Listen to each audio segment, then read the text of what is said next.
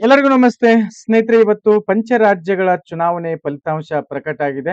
So ತಮ್ಮೆಲ್ರಿಗೂ ಗೊತ್ತು ಯಾವ ಯಾವ ಪ್ರದೇಶದಲ್ಲಿ ಏನೇನು ಫಲಿತಾಂಶ ಬಂದಿದೆ ಅಂತೇಳಿ.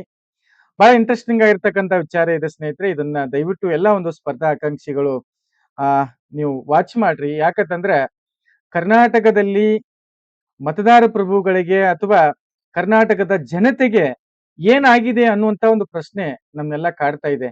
ಯಾಕೆ ಈ ಮಾತನ್ನ ಹೇಳ್ತಾ ಇದ್ದೀನಿ ಅಂತಂದ್ರೆ ಸ್ನೇಹಿತರೆ, ಕಳೆದ 3 ವರ್ಷಗಳಿಂದ ಕಳೆದ 3 ವರ್ಷಗಳಿಂದ ಸರ್ಕಾರ ಯುವಕರಿಗೆ ಒಂದು ಕೈ ಒಳಗೆ ಚಿಪ್ ಅನ್ನ ಕೊಟ್ಟಿದೆ. ಅಂದ್ರೆ ಯಾವ ನೋಟಿಫಿಕೇಶನ್ಗಳನ್ನು ಏನ್ ಪಾತ್ರ ಮಾಡ್ಲಿಲ್ಲ. ಸಾಕಷ್ಟು ಹೋರಾಟಗಳನ್ನು ಮಾಡಿದ್ರು ಸಹಿತ ಸೊ ಸರ್ಕಾರ ಕಿಂಚಿತ್ತು ಏನ್ ಪಾತ್ರ ಯುವಕರ ಬಗ್ಗೆ ಗಮನ ಕೊಡ್ಲಿಲ್ಲ. ಇಷ್ಟಾದ್ರೂ ಸಹಿತ ಆಡಳಿತ ಪಕ್ಷ ಕರ್ನಾಟಕದಲ್ಲಿ ಏನು ಖಾಲಿಯಾಗಿದಾವಲ್ಲ, 2 ಖಾಲಿ ಇರ್ತಕ್ಕಂತ ಒಂದು ಸ್ಥಾನಗಳಿಗೆ ಎರಡೂ ಏನ್ ಪಾತ್ರ ಆಡಳಿತ ಪಕ್ಷದ ಒಂದು ಅಭ್ಯರ್ಥಿಗಳೇ ಏನ್ ಪಾತ್ರ ಗೆಲುವನ್ನ ಸಾಧಿಸ್ತಕ್ಕಂಥದ್ದು. ಸ್ನೇಹಿತರೆ, ಈ ಒಂದು ಆಡಳಿತ ಐತಲ್ಲ, ಕರ್ನಾಟಕದಲ್ಲಿ ಇರ್ತಕ್ಕಂತ ಆಡಳಿತ ಐತಲ್ಲ, ಇದು ಬಹಳ ಕೆಟ್ಟದಾಗಿರ್ತಕ್ಕಂತ ಕೆಟ್ಟ ಪರಿಸ್ಥಿತಿ ಒಳಗೆ ಏನ್ ಪಾತ್ರ ನಾವೆಲ್ಲ ಇದೀವಿ. ಯುವಕರು ನಾವ್ ಏನ್ ಪಾತ್ರ ಸ್ಪರ್ಧಾರ್ಥಿಗಳು, ಯುವಕರು ನಾವೆಲ್ಲ ಅರ್ಥ ಮಾಡ್ಕೋಬೇಕಾಗಿರ್ತಕ್ಕಂಥದ್ದು. ಸೊ ಏನು ಗ್ಯಾರಂಟಿಗಳನ್ನ 5 ಗ್ಯಾರಂಟಿಗಳನ್ನ ಕೊಟ್ಟು ಪ್ರಜ್ಞಾವಂತ ಮತದಾರರು ಅಂತೇಳಿ ನಾವೇನ್ ಕರಿತೀವಿ, ಅವ್ರಿಗೆ ಏನಪ್ಪಾ ಅಂತಂದ್ರ ಕಣ್ಣಿಗೆ ಮಣ್ಣೆರಚುವಂತ ಕೆಲಸ ಸರ್ಕಾರ ಮಾಡ್ತಾ ಇದೆ. ಸೊ 5 ಗ್ಯಾರಂಟಿಗಳನ್ನ ಕೊಟ್ಟಿದೀವಿ ನಿಮಗೆ ಅಂತ ಹೇಳಿ ದೊಡ್ಡದಾಗಿರ್ತಕ್ಕಂಥ ಭಾಷಣವನ್ನ ಮಾಡಿ, ಸೊ 2 ಸ್ಥಾನಗಳನ್ನ ಗೆಲ್ಲಿಕ್ಕೆ ಸಾಕಷ್ಟು ಕಸರತ್ತನ್ನ ಮಾಡಿ ಎಲ್ಲ ಸಚಿವ ಸಂಪುಟ ಮುಖ್ಯಮಂತ್ರಿಗಳು ಏನೇನು ಹಣ ಹಂಚಬೇಕು ಎಲ್ಲವೂ ಏನ್ ಪಾತ್ರ ಹಂಚಿ ಆಗಿ 2 ಕ್ಷೇತ್ರಗಳಲ್ಲಿ ಏನ್ ಪಾತ್ರ ಆಡಳಿತ ಪಕ್ಷ ಗೆಲುವನ್ನ ಸಾಧಿಸಿದೆ.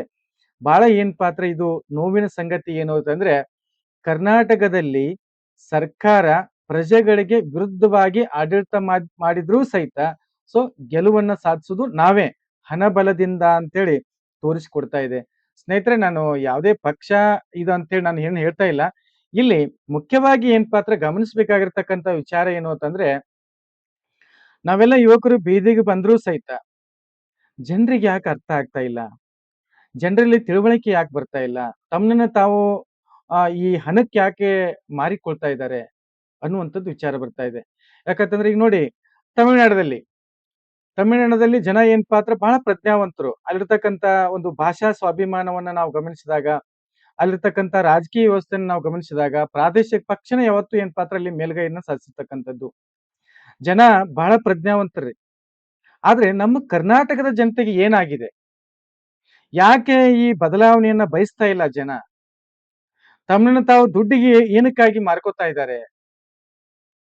ಇಷ್ಟೊಂದು ಎಜುಕೇಶನ್ ಸಿಸ್ಟಮ್ ಎಲ್ಲ ನಮ್ಮಲ್ಲಿ ಡೆವಲಪ್ಮೆಂಟ್ ಆದ್ರೂ ಸಹಿತ ನಾವೆಲ್ಲ ಯುವಕರು, ಹೌದಾ, ಮನಿ ಒಳಗೆ ಏನ್ ಪಾತ್ರ ನಮ್ಮ ಒಂದು ಎಲ್ಲಾ ಒಂದು ಕುಟುಂಬ ಸದಸ್ಯರ ಜೊತೆ ನಾವು ಮಾತನಾಡ್ತೀವಿ, ಈ ಬಾರಿ ಯಾವ್ದಕ್ಕೆ ನಾವು ವೋಟ್ ಮಾಡ್ಬೇಕು ಅಂತ.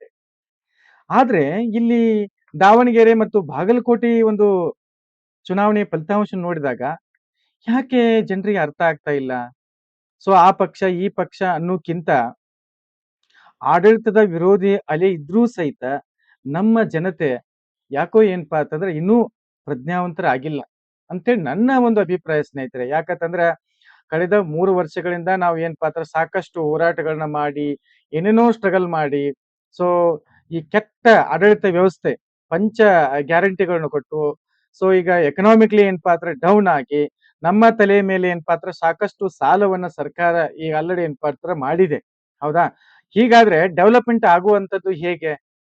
ಸೊ ಪ್ರೀ ಬೇಸ್ಗಳನ್ನ ಕೊಟ್ರೆ ಸೊ ಯಾವುದೇ ಕಾರಣಕ್ಕೂ ಒಂದು ರಾಜ್ಯ ಸುಭಿಕ್ಷವಾಗಿ ಸಮೃದ್ಧವಾಗಿ ಇರ್ಲಿಕ್ಕೆ ಸಾಧ್ಯನೇ ಇಲ್ಲ. ಸ್ನೇಹಿತರೆ, ಬಹಳ ಕೆಟ್ಟ ಒಂದು ಆಡಳಿತ ವ್ಯವಸ್ಥೆಯಲ್ಲಿ ನಾವೆಲ್ಲ ಇದ್ದೀವಿ. ನಮ್ಮ ಒಂದು ಸ್ವಾಭಿಮಾನವನ್ನ ನಾವೇನ್ ಪಾತ್ರ ಮಾರಿಕೊಳ್ತಾ ಇದ್ದೀವಿ. ಸೊ ಇದನ್ನೆಲ್ಲ ಏನ್ ಪಾತ್ರ ನಾವು ಅರ್ಥ ಮಾಡ್ಕೋಬೇಕಾಗಿರ್ತಕ್ಕಂಥದ್ದು, ಜನರಲ್ಲಿ ತಿಳುವಳಿಕೆ ಬರಬೇಕು. ನೋಡ್ರಿ, ಈಗ ನಮ್ಮ ಉಪೇಂದ್ರ ಅವರು ಒಂದು ಪ್ರಜಾಕೀಯ ಒಂದು ಪಕ್ಷವನ್ನು ಹುಟ್ಟಾಕಿದ್ರು. ಜನರ ಸಪೋರ್ಟ್ ಇಲ್ಲ, ಜನರ ಒಂದು ಬೆಂಬಲ ಇಲ್ಲ. ಹೀಗಾಗಿ ಏನ್ ಪಾತ್ರ ಅಲ್ಲಿ ಆ ಒಂದು ಪ್ರಜಾಕೀಯ ಅನ್ನುವಂತ ಒಂದು ಕಾನ್ಸೆಪ್ಟ್ ಏನ್ ಪಾತ್ರ ಮೂಲಿಗೆ ಗುಂಪಾಗಿದೆ. ಇವತ್ತು ಯಾವ್ದು ಒಂದು ತಮಿಳುನಾಡದಲ್ಲಿ ಒಬ್ರು ಚಿತ್ರನಟರು ಒಮ್ಮೆ ಏನ್ ಪಾತ್ರ ರಾಜಕೀಯ ಧುಮುಕಿರ್ತಕ್ಕಂಥವ್ರು, ಅಂತವ್ರು ಏನ್ ಪಾತ್ರ ಇವತ್ತು ಸಿಎಂ ಆಗ್ಲಿಕ್ಕೆ ಹೊರಟಿದ್ದಾರೆ. ಅಂದ್ರೆ ಅಲ್ಲಿರ್ತಕ್ಕಂಥ ಜನರ ಒಂದು ತಿಳುವಳಿಕೆ ನೋಡಿ, ಪ್ರಜ್ಞಾವಸ್ಥೆ ನೋಡಿ, ಸ್ವಾಭಿಮಾನ ನೋಡಿ, ಭಾಷಾಭಿಮಾನ ನೋಡಿ. ಆದ್ರೆ ನಮ್ಮ ಕರ್ನಾಟಕ ಜನತೆಗೆ ಏನಾಗಿದೆ ಅನ್ನುವಂಥದ್ದು ಒಂದು ಪ್ರಶ್ನೆ ಕಾಡ್ತಾ ಇದೆ ಸ್ನೇಹಿತರೆ. ವ್ಯವಸ್ಥೆಯನ್ನ ನಾವು ಬದಲಾಯಿಸ್ತೀವಿ ಅಂತ ಹೇಳ್ತಾ ಇಲ್ಲ. ಜನರಿಗೆ ಅರಿವನ್ನ ಮೂಡಿಸ್ಬೇಕು. ಇದ್ರ ಬಗ್ಗೆ ಸಾಕಷ್ಟು ತಿಳುವಳಿಕೆಯನ್ನ ಹೊಂದಬೇಕು. ಎಲ್ರೂ ಬುದ್ಧಿವಂತರೇ. ಆದ್ರೆ ಏನಕ್ಕಾಗಿ ಈ ಒಂದು ವ್ಯವಸ್ಥೆ? ಇದನ್ನ ನಾವು ಪ್ರಶ್ನೆ ಮಾಡ್ಬೇಕಲ್ಲ. ನಾವೆಲ್ಲ ತಿಳುವಳಿಕೆಯನ್ನು ಹೊಂದಿರತಕ್ಕಂಥವ್ರು, ಶಿಕ್ಷಣವನ್ನ ಪಡೆದಿರ್ತಕ್ಕಂಥವ್ರು.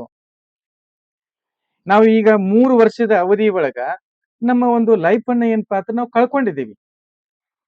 ನಮ್ಮ ಜೀವನದ ಆಯುಷ್ಯದಲ್ಲಿ 3 ವರ್ಷ ಕಳ್ಕೊಂಡಿವಿ. ಸುಮ್ನೆ ವೇಸ್ಟ್ ಮಾಡ್ಕೊಂಡು ಹೋಗಿದ್ದೀವಿ. ದುಡ್ಡು ಖರ್ಚು ಮಾಡ್ಕೊಂಡಿವಿ, ಸಮಯ ವ್ಯರ್ಥ ಮಾಡ್ಕೊಂಡಿವಿ, ಜೀವನ ಹಾಳು ಮಾಡ್ಕೊಂಡಿವಿ. ಹೌದಾ?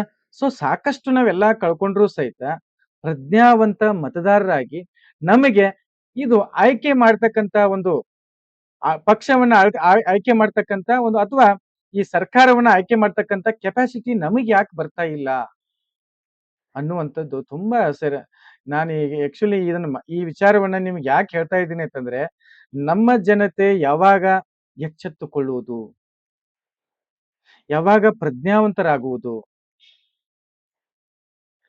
ನೋಡಿ ಈಗ ಈಗ ಪಶ್ಚಿಮ ಬಂಗಾಳ ಆಗಿರ್ಬೋದು, ಆಮೇಲೆ ತಮಿಳ್ನಾಡು ಆಗಿರ್ಬೋದು, ಕೇರಳದಲ್ಲಿ ಆಗಿರ್ಬೋದು, ಆಮೇಲೆ ಕರ್ನಾಟಕದಲ್ಲಿ ಈ ರೀತಿ ಆಗ್ಲಿಕ್ಕೆ ಕಾರಣ ಏನಿರ್ಬೋದು? ಸಾಕಷ್ಟು ಏನಪ್ಪಾ ಅಂದ್ರೆ ಹಣಬಲ, ತೋಳ್ಬಲ, ಆಡಳಿತ ವಿರೋಧಿ ಅಲೆ ಇದ್ರೂ ಸಹಿತ ಸೊ ಏನಾಗುತ್ತೆ ಎರಡೂ ಒಂದು ಕ್ಷೇತ್ರಗಳಲ್ಲಿ ಗೆಲುವಾಗತ್ತೆ. ಹಾಗಾದ್ರೆ ನಾವು ವಿಚಾರ ಮಾಡಬೇಕಾಗಿರ್ತಕ್ಕಂಥದ್ದು ಸ್ನೇಹಿತರೆ, ಮುಂದಿನ ದಿನಗಳಲ್ಲಿ ನಾವು ಸಾಕಷ್ಟು ವಿಚಾರ ಮಾಡಿ ಪ್ರಜ್ಞಾವಂತರಾಗಿ ನಾವೇನಪ್ಪಾ ಅಂದ್ರೆ ಮತದಾನ ಮಾಡ್ಬೇಕಾಗತ್ತೆ ಅನ್ನುವಂತ ಒಂದು ನನ್ನ ವೈಯಕ್ತಿಕ ವಿಚಾರ ಸ್ನೇಹಿತರೆ. ನಿಮ್ಮ ವೈಯಕ್ತಿಕ ವಿಚಾರಗಳು ಏನೇ ಇದ್ರೆ ಸೊ ಕಮೆಂಟ್ ಮಾಡೋದ್ರ ಮೂಲಕ ತಿಳಿಸಿ. ನಾವೆಲ್ಲರೂ ಏನಪ್ಪಾ ಅಂದ್ರೆ ಪ್ರಜ್ಞಾವಂತರಾಗೋಣ. ಉಪೇಂದ್ರ ಸರ್ ಏನಪ್ಪಾ ಅಂದ್ರೆ ಒಂದು ಪ್ರಜಾಕೀಯ ಅನ್ನುವಂತ ಒಂದು ಪಕ್ಷವನ್ನ ಸಂಘಟನೆ ಮಾಡಿದ್ದಾರೆ. ಬಟ್ ಅವ್ರು ಏನಪ್ಪಾ ಅಂದ್ರೆ ಹೊರಗೆ ಬರ್ತಾ ಇಲ್ಲ. ಸೊ ಪ್ರಚಾರ ಮಾಡ್ತಾ ಇಲ್ಲ. ಇವತ್ತು ನಾವೆಲ್ಲ ಈ ರಾಜಕೀಯ ಪಕ್ಷಗಳು ಏನಿದಾವಲ್ಲ ಇವು ಎಲ್ಲವೂ ಏನಪ್ಪಾ ಅಂದ್ರೆ ನಮ್ಗೆ ಬೇಡಾಗಿದಾವ್. ಆದ್ರೂ ನಮಗೂ ಬೇರೆ ಆಪ್ಷನ್ಸ್ ಇಲ್ಲಾಗಿದೆ. ಹಾಗಾಗಿ ಸ್ನೇಹಿತರೆ ನಾವೆಲ್ಲರೂ ಪ್ರಜ್ಞಾವಂತರಾಗೋಣ, ಒಳ್ಳೆ ಸಮಾಜವನ್ನ ಕಟ್ಟೋಣ. ನಮ್ಮ ಮೇಲೆ ಸಾಲ ಉಟ್ಕೊಂಡು ನಾವೇನಪ್ಪಾ ಅಂದ್ರೆ ಆರ್ಥಿಕ ಸಂಕಷ್ಟ ಸಿಲುಕಾಕೊಂಡು ನಮ್ಮ ರಸ್ತೆಗಳು ಸರಿ ಇಲ್ಲ, ನಮ್ಮ ಸಾರಿಗೆ ವ್ಯವಸ್ಥೆ ಸರಿ ಇಲ್ಲ, ನಮ್ಮ ಒಂದು ಸುತ್ತಮುತ್ತಲಿನ ವಾತಾವರಣ ಸರಿ ಇಲ್ಲ ಅನ್ನುವಂತ ಪರಿಸ್ಥಿತಿ ನಮಗ್ ಬರಬಾರ್ದು. ಆ ಕಾರಣಕ್ಕಾಗಿ ಸೊ ಈ ಒಂದು ವಿಚಾರವನ್ನ ತಮ್ಮ ಮುಂದೆ ಹೇಳ್ತಾ ಇದ್ದೀನಿ. ನಿಮ್ಮ ಒಂದು ವಿಚಾರವನ್ನ ಕಮೆಂಟ್ ಮಾಡೋದ್ರ ಮೂಲಕ ತಿಳಿಸಿ. Thank you so much.